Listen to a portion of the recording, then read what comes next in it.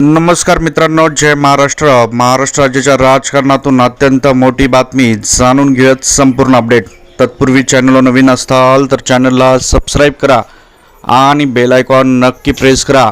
महाराष्ट्राच्या राजकारणातून मोठी बातमी, पंकजा मुंडे यांच्या हेलिकॉप्टरमध्ये तांत्रिक बिघाड। जाणून घेऊयात याविषयी सविस्तर बातमी। पंकजा मुंडे यांच्या हेलिकॉप्टरमध्ये तांत्रिक बिघाड झाल्याची बातमी आत्ताच समोर येत आहे। त्यामुळे त्यांच्या सर्व सभा पुढे ढकलण्यात आल्या आहेत। झेडपी निवडणुकीच्या प्रचारासाठी जात असताना उडाणापूर्वीच अचानक हेलिकॉप्टरमध्ये बिघाड झाल्याचे लक्षात आले आहे। त्या संभाजीनगरहून नाशिकला जात होत्या त्यावेळी ही घटना घडली आहे।